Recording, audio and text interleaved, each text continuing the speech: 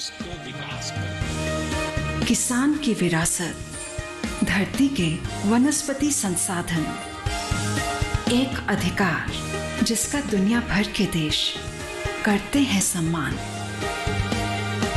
आज भारत उन अधिकारों को दे रहा है नए मुकाम, ताकि और बढ़े किसानों की वंशागत किस्मों की पहचान का अभियान।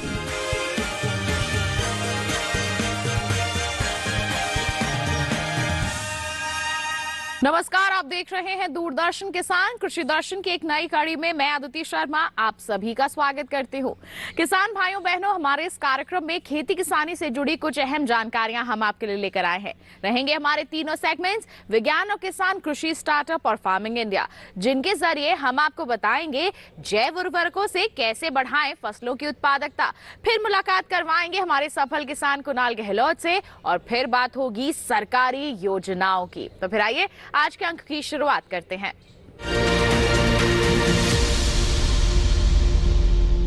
आइए किसान भाइयों बहनों, कार्यक्रम में नजर डालते हैं हमारे सेगमेंट विज्ञान और किसान पर।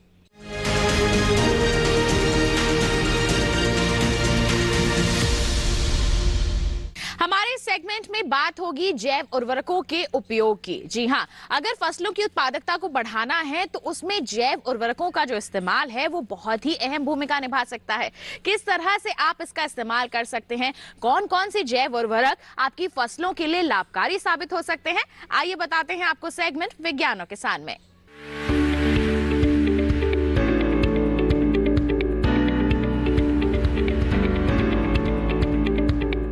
चौधरी चरण सिंह हरियाणा कृषि विश्वविद्यालय की यही वो इमारत है जिसमें जैव उर्वरक तैयार होते हैं। और ये है जैव उर्वरक तैयार करने की प्रयोगशाला। जैव उर्वरक दरअसल मिट्टी से निकाले गए छोटे छोटे जीव हैं। इस प्रयोगशाला में उन्हें तरल के रूप में बोतलों में भरा जाता है। यहाँ मुख्य रूप से 4 तरह के टीके बन रहे हैं: राइजो टीका, एजो टीका, फास्फो टीका और बायो टीका। यहाँ पे हम बनाते हैं वो 4 तरह के टीके बनाते हैं, जैसे राइजोटिका, एजोटिका, फोस्फोटिका, बायोटिका। राइजोटिका है जो हमारी दालें हैं, दालों में ये टीके का काम करता है और नाइट्रोजन फसलों को देता है। उसके बाद अजोटोबैक्टर है, ये हमारी जो गेहूँ है या ऐसे ही सीरियल्स हैं, अनाज वाली जो फसलें हैं, उनके लिए हम ये टीका बनाते हैं। उसके बाद जो फोस्फोटिका है, ये क्योंकि फोस्फोरस सभी पौधों को चाहिए होता है तो सारी फसलों के लिए हम ये बनाते हैं फोस्फोटिका। और बायोटिका जो पौधों में बीमारियां होती हैं, वो बीमारियां कम आएँ अगर बायोटिका की आप ट्रीटमेंट देते हैं, किसान भाई अगर इसको खेत में यूज करते हैं। उर्वरकों का काम फसलों की पैदावार बढ़ाना होता है, लेकिन जैव उर्वरक एक कदम आगे है। ये बीमारियों से भी लड़ते हैं, खेत में नमी भी बनाए रखते हैं और मिट्टी की उपजाऊ शक्ति भी बेहतर करते हैं। इन उर्वरकों के इस्तेमाल से फसल को 25% कम यूरिया की जरूरत होती है, यानी ये लागत को भी कम करते हैं। 1 लीटर जैव उर्वरक की कीमत है सिर्फ 200 रुपए। अब सवाल उठता है कि इन्हें इस्तेमाल कैसे करना है। इसका लगाने का तरीका है कि ये फसल तक पहुंच जाए। तो सबसे बढ़िया जैसे तरीका मैंने आपको बताया वो है बीज को उपचार करना। आप जैसे गेहूं में हमें गेहूं को उपचार करना है तो 10 किलो बीज तक 50 मिलीलीटर की जो बोतल है, हमारी सबसे कम पैकिंग है 50 मिलीलीटर की, वो आप इस्तेमाल करें। 250 मिलीलीटर पानी लें, उसमें 50 ग्राम गुड़ घोलें, गुड़, जैगरी या घर में चीनी है, ये चीज़ें आप घोलें और उसका घोल बना लें। 10 किलो बीज हैं उनको अच्छे से फैला लें चादर की सतह पे। उसके बाद जो हमारा 250 मिलीलीटर का जिसमें उन्होंने गुड़ डाल के घोल बनाया है उसको छिड़कें और अच्छे से उसको मिला लें। अब जो हमारा बीज है वो उसके ऊपर कोटिंग आ जाएगी उसकी और चिटपटा हो जाएगा। उसका पर्पज़ क्या है कि जब उसके ऊपर हम जब कल्चर डालते हैं तो कल्चर सारा का सारा जो हर एक सीड है उसके साथ लगेगा और जो बैक्टीरिया उस गुड़ के कॉन्टैक्ट में आएगा वो गुड़, क्योंकि गुड़ खाने का काम करेगा बैक्टीरिया के लिए, तो बैक्टीरिया उसको यूज़ करेगा और बीज के साथ ही जाएगा और बीज जैसे ही मिट्टी में जाएगा, जैसे जैसे बीज उगेगा उसके साथ साथ वो बैक्टीरिया हमारा पहुंच जाएगा और वहाँ पे वो मल्टीप्लाई करेगा और एक बैक्टीरिया के लिए मित्र का काम करेगा और जीवाणु खाद उसको प्रदान करेगा।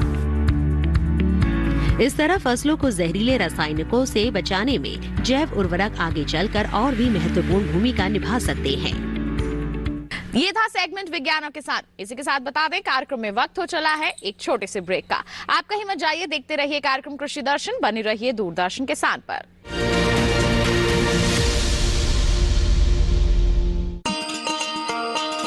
किसान भाइयों गांठ बांध लो, गांठ बांध लो, बात बहुत है काम की, समृद्धि के पैगाम की। मिट्टी के मिजाज को समझो, मिट्टी के हर राज को समझो, मिट्टी की तुम जांच कराओ, मुफ्त सॉइल हेल्थ कार्ड ले जाओ। कभी मुनासिब बीज लगाओ, सही किस्म की खाद ले आओ, जितनी जरूरी उतनी डालो, सही मात्रा खुद पहचानो, इसको अपना मंत्र बना लो, मिट्टी की सेहत को जानो। बात बहुत है काम की, कम लागत अधिक वरदान की। किसान भाइयों गांठ बांध लो, आज ही मिट्टी की जांच कराएं, राज्य सरकार के कृषि अधिकारी से संपर्क करें और मुफ्त में सॉइल हेल्थ कार्ड पाएं। कृषि और किसान कल्याण मंत्रालय द्वारा किसान हित में जारी। ब्रेक के बाद दूरदर्शन किसान के कार्यक्रम कृषि दर्शन में आप सभी का फिर से स्वागत। आइए अब आपको दिखाते हैं सेगमेंट कृषि स्टार्टअप।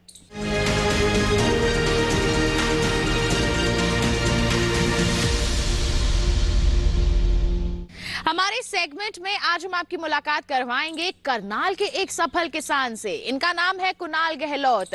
खेती किसानी के क्षेत्र में इन्होंने अपनी अलग सोच और कड़ी मेहनत से अपना नाम कमाया है, एक नया मुकाम हासिल किया है। किस तरह का रहा है इनका कामयाबी का सफर, आइए जानते हैं इन्हीं से हमारे सेगमेंट कृषि स्टार्टअप में।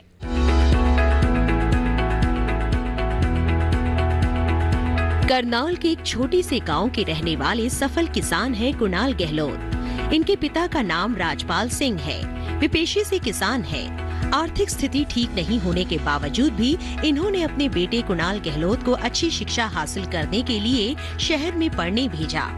खेती में ज्यादा मन लगने की वजह से कुणाल अपने पिता का हाथ बटाने गाँव आ गए और खेती से पूरी तरह से जुट गए और उन्होंने किसान बनने का फैसला किया।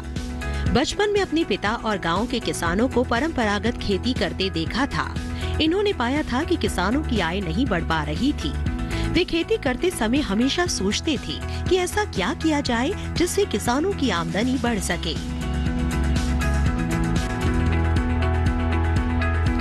कृषि विज्ञान केंद्र दिल्ली के संपर्क में आकर कुणाल गहलोत ने विकास का एक रास्ता देखा। इन्होंने कृषि विज्ञान केंद्र और पूसा से खेती में व्यावसायिक शिक्षा हासिल की। प्रशिक्षण हासिल करने के बाद कुणाल ने 0.5 एकड़ में सफेद बटन मशरूम की सफल कृषि से शुरुआत की। ये खुशी की बात है कि आज उनका मशरूम खेती क्षेत्रफल 1.5 एकड़ तक हो गया है। कुणाल गहलोत इससे लगभग 8 लाख रुपए सालाना का शुद्ध लाभ कमा लेते हैं।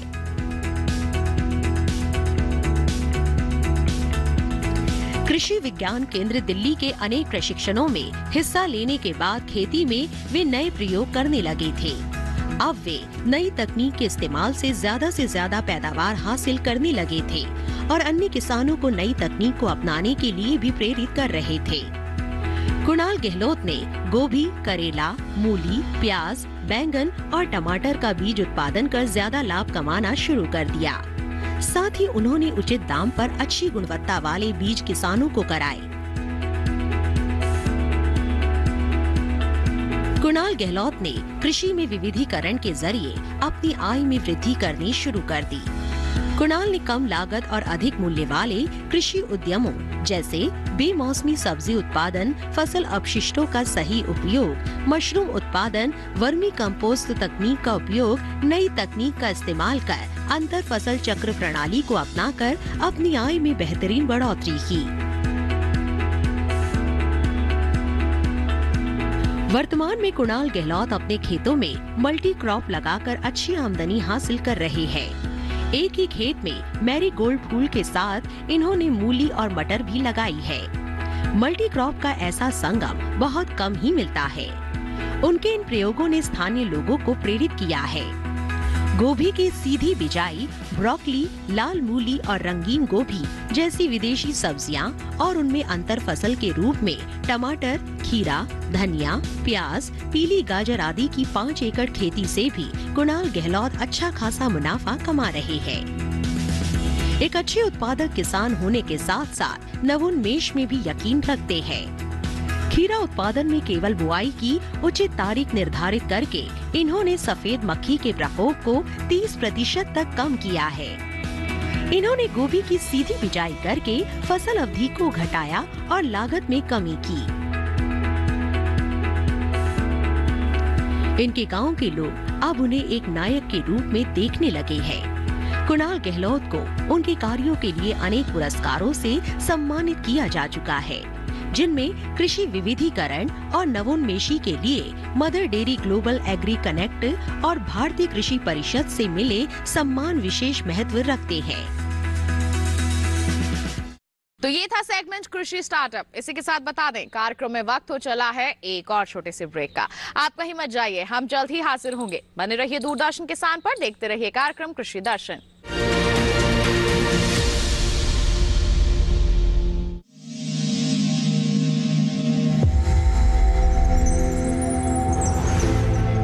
आत्मनिर्भर किसान भारत की शान। उत्पादन में आत्मनिर्भर होने के साथ साथ फसल की कटाई के उपरांत उपज की हानि को रोकने, ग्रामीण क्षेत्रों में रोजगार सृजन करने और बीज से बाजार तक के विजन को मजबूती देने के उद्देश्य से 1 वर्ष पूर्व माननीय प्रधानमंत्री श्री नरेंद्र मोदी जी ने एक महत्वाकांक्षी केंद्रीय योजना एग्रीकल्चर इंफ्रास्ट्रक्चर फंड की शुरुआत की। इस आधुनिक इंफ्रास्ट्रक्चर से कृषि आधारित उद्योग लगाने में एक बहुत बड़ा बदलाव आएगा और बहुत बड़ी गति आएगी। साथियों, अब हम उस स्थिति की तरफ बढ़ रहे हैं जहां गांव के कृषि उद्योगों से फूड आधारित उत्पाद शहर जाएंगे और यही तो आत्मनिर्भर भारत अभियान का संकल्प है। एग्रीकल्चर इंफ्रास्ट्रक्चर फंड से पात्र लाभार्थी गोदामों का निर्माण कर सकते हैं, छटाई या ग्रेडिंग इकाई, पैकिंग हाउस, सप्लाई चेन और कोल्ड चेन जैसी सुविधाएं या फिर प्राथमिक कृषि प्रसंस्करण केंद्र की स्थापना कर सकते हैं। इस योजना के तहत पात्र लाभार्थियों को 2 करोड़ रुपए तक के ऋण पर अधिकतम 7 वर्ष के लिए ब्याज में 3% तक की छूट दी जा रही है। ऋण पुनर्भुगतान के लिए 6 महीने से 2 वर्ष तक मोरेटोरियम की सुविधा भी उपलब्ध है। इस योजना ने अब तक सफलता की कई मिसालें कायम की हैं, जैसे कि मध्य प्रदेश के लाभार्थी श्री विपिन त्रिपाठी ने एग्रीकल्चर वेस्ट से बायोफ्यूल बनाने का इनोवेटिव प्राइमरी प्रोसेसिंग सेंटर लगाया है। लोन मिलने की वजह से हम समय पर सारी मशीनों का प्रोक्योरमेंट और सारा सिविल वर्क टाइम पे करवा पाए, जिससे ये प्रोजेक्ट को लगाना संभव हो पाए। राजस्थान के लाभार्थी श्री यशवर्धन मुंद्रा ने सॉर्टिंग एंड ग्रेडिंग यूनिट लगाकर रोजगार के अवसर पैदा किए हैं। कर्नाटक की महिला उद्यमी श्रीमती ममता वी ने प्राइमरी प्रोसेसिंग सेंटर लगाकर प्रगति की नई राह चुनी है। ಸಣ್ಣ ಪುಟ್ಟ ಉದ್ಯಮಿಗಳನ್ನ ಮತ್ತಷ್ಟು ಅಗ್ರಿಕಲ್ಚರ್ ಅಲ್ಲಿ ಹೆಚ್ಚು ನಾವು ಇನ್ನಷ್ಟು ಸಾಧನೆ ಮಾಡಲಿಕ್ಕೆ ಕಾರಣಕಾರಕವಾದಂತ ಈ ಅಗ್ರಿಕಲ್ಚರಲ್ ಇನ್ಫ್ರಾಸ್ಟ್ರಕ್ಚರ್ ಫಂಡ್ ಇಂದ ನಮ್ಮ ಇನ್ನಷ್ಟು ಯೋಜನೆಗಳು ಆಯೋಜನೆಗಳು ಉತ್ತಮಗೊಂಡಿದೆ। राजस्थान के लाभार्थी श्री दिनेश भट्टर ने जीरे की प्रोसेसिंग यूनिट लगाकर आसपास के ग्रामीणों को आत्मनिर्भरता प्रदान की है। महाराष्ट्र के लाभार्थी श्री अनूप कुमार मोहता ने वेयर हाउस बनाकर अन्न भंडारण को सुनिश्चित किया है। आज देश के कोने कोने से किसान, कृषि उद्यमी, किसान उत्पादक संघ, प्राथमिक कृषि सहकारी समितियां, स्वयं सहायता समूह और कृषि उपज मंडियां इस योजना का लाभ उठा रहे हैं।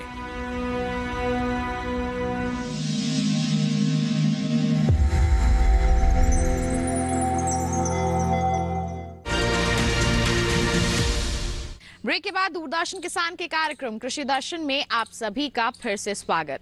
आइए अब आपको दिखाते हैं हमारा अगला सेगमेंट फार्मिंग इंडिया।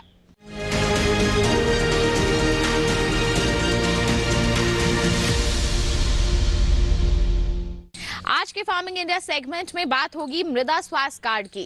जी हाँ, ये एक ऐसा कार्ड है जिसके जरिए आपको पता चलता है कि आपकी खेत की जो मिट्टी है उसका स्वास्थ्य कैसा बना हुआ है, कौन से पोषक तत्व हैं जिनकी कमी है और कौन से पोषक तत्व हैं जिनका उपयोग आपको नहीं करना है। आइए, किस तरह से ये योजना आपके लिए फायदेमंद बन सकती है, कैसे बनवा सकते हैं आप ये कार्ड, दिखाते हैं आपको इस सेगमेंट में।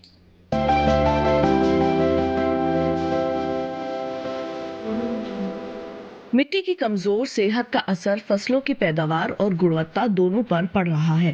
साथ ही फसल लागत भी बढ़ती जा रही है। इसी समस्या के समाधान के लिए केंद्र सरकार ने 2015 में सॉइल हेल्थ कार्ड यानी मृदा स्वास्थ्य कार्ड योजना शुरू की थी। ये वही साल था जिसे अंतर्राष्ट्रीय मृदा वर्ष के रूप में मनाया गया। एक ऐसी योजना जो खेत की मिट्टी में कमजोरियों का भी पता लगाती है और बताती है कि मिट्टी में कौन से पोषक तत्व की कमी हो रही है। ज्यादा फसलें, उर्वरकों और कीटनाशकों का अंधाधुंध और असंतुलित इस्तेमाल मिट्टी की उपजाऊ शक्ति को लगातार कमजोर कर रहा है। जानकारी की कमी से किसान खेतों में रासायनिक उर्वरकों का इस्तेमाल कर रहे हैं, भले ही उस उर्वरक की जरूरत हो या ना हो। किस खेत की मिट्टी को कौन सा तत्व चाहिए और कौन सा नहीं, ये सब जानने के लिए उसकी जांच जरूरी है। मृदा स्वास्थ्य कार्ड यही काम करता है। ये योजना पूरे देश में लागू है और मिट्टी की जांच के लिए देश भर में ही मिट्टी जांच की प्रयोगशालाएं स्थापित की गई हैं। जांच के बाद मिट्टी के गुण दोष की सूची तैयार होती है और फिर किसान को ये बताया जाता है कि उन्हें खेत में कौन सा पोषक तत्व कितनी मात्रा में डालना चाहिए। परीक्षण से ये भी पता चल जाता है कि किसान को कौन सी फसल बोनी चाहिए। अगर किसान कोई और फसल बोना चाहे तो अधिकारी फिर उस फसल के हिसाब से पोषण का सुझाव देंगे। ये योजना सभी 14 करोड़ किसानों के लिए बिल्कुल मुफ्त है। फरवरी तक के आंकड़े से पता चलता है कि 2019-20 के दौरान मध्य प्रदेश, छत्तीसगढ़, गुजरात, महाराष्ट्र, पंजाब, राजस्थान, हिमाचल प्रदेश और झारखंड के अलावा कई और राज्यों में 100 के 100% किसानों को ये योजना के तहत कवर कर लिया गया है। केरल में 90 से 95%, जबकि उत्तर प्रदेश और हरियाणा में 85 से 90% किसान इस योजना का हिस्सा हैं। अध्ययनों से पता चला है कि इस कार्ड की सलाह पर की गई खेत से लागत में 8 से 10% की बचत हुई है। इस कार्ड का एक पोर्टल बना हुआ है, किसान वहां से भी अपना कार्ड प्रिंट करवा सकते हैं। इस पोर्टल पर 21 भाषाओं में खेती के बारे में बहुत सी जानकारियां उपलब्ध हैं। किसानों के लाभ के लिए प्रशिक्षण, प्रदर्शनी और किसान मेलों का भी आयोजन किया जाता है। 2019-20 के दौरान आदर्श ग्राम विकास के नाम से एक परियोजना शुरू की गई है, जिसके तहत खेतों से मिट्टी के नमूने उठाए गए। परियोजना के तहत हर ब्लॉक से एक गांव लिया जाता है और वहां मिट्टी के नमूने जमा करके उनकी जांच होती है। इस तरह हर गांव में 1 हेक्टेयर रकबे की जमीन से नमूने लिए जाते हैं। किसान भाइयों बहनों, बात होगी प्रधानमंत्री फसल बीमा योजना की। जी हाँ, जिस तरह से हम कोई नई गाड़ी लेते हैं उसका बीमा करवाते हैं, ऐसे ही अगर हम अपनी खेत में लगाने वाली फसलों का भी बीमा करवा लें तो बता दें आपको कि किसी भी तरह की प्राकृतिक आपदा के चलते जो नुकसान होता है उसकी भरपाई हो जाती है। प्रीमियम दर भी काफी कम रखा गया है इसमें। तो आइए इस योजना के बारे में आपको विस्तार से बताते हैं हमारे सेगमेंट के जरिए।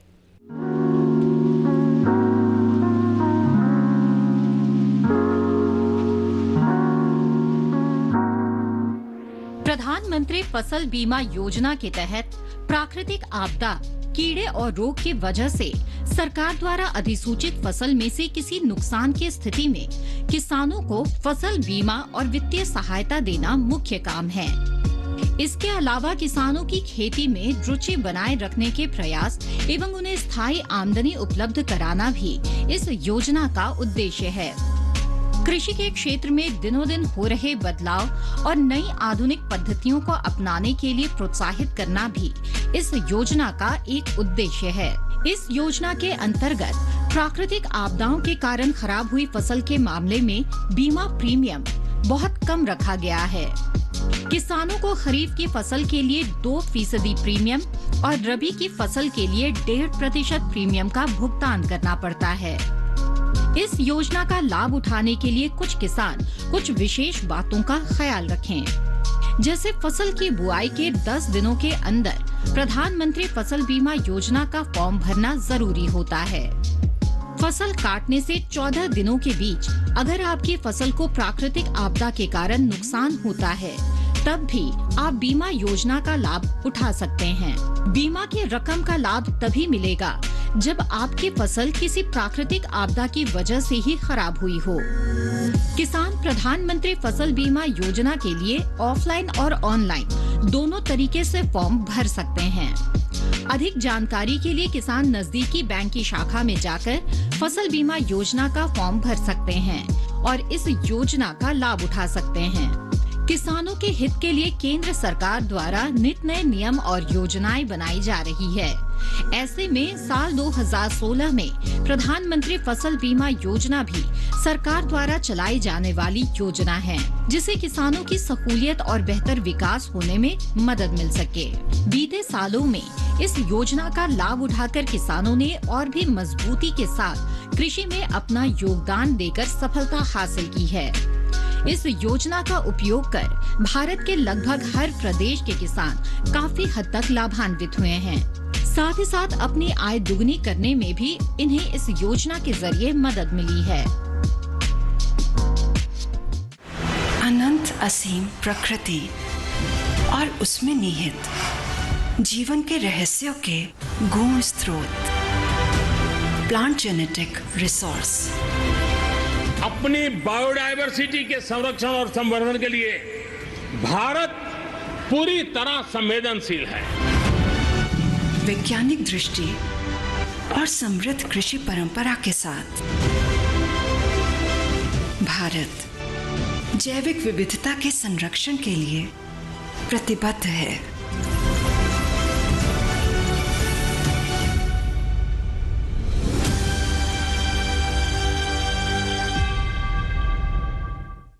तो ये था सेगमेंट फार्मिंग इंडिया। इसी के साथ बता दें आज के अंक में बस इतना ही। उम्मीद है जितनी भी जानकारियां आज के कार्यक्रम के माध्यम से आप तक पहुंचाई गई हैं वो आपके लिए लाभकारी साबित हुई होंगी। चलते चलते एक विशेष जानकारी आपके लिए और, टीवी स्क्रीन पर दिखाए जा रहे इस QR कोड को आप स्कैन करके सीधा पहुंच सकते हैं हमारे YouTube चैनल पर। हमारा ये कार्यक्रम आप दोबारा देख सकते हैं। साथ ही बता दें ईमेल करना चाहते हैं, ईमेल ID नोट कीजिए। हमारी ईमेल ID है krishidarshandddk@gmail.com। आप हमें पत्र भी लिख सकते हैं। पता है हमारा कृषि दर्शन, कमरा नंबर 58, CPC दूरदर्शन, खेलगांव, नई दिल्ली 110009। तो इसी के साथ आज के लिए इतना ही। अगले अंक में फिर होंगे हाजिर, तब तक के लिए दीजिए इजाजत, लेकिन आप बने रहिए दूरदर्शन किसान पर। नमस्कार।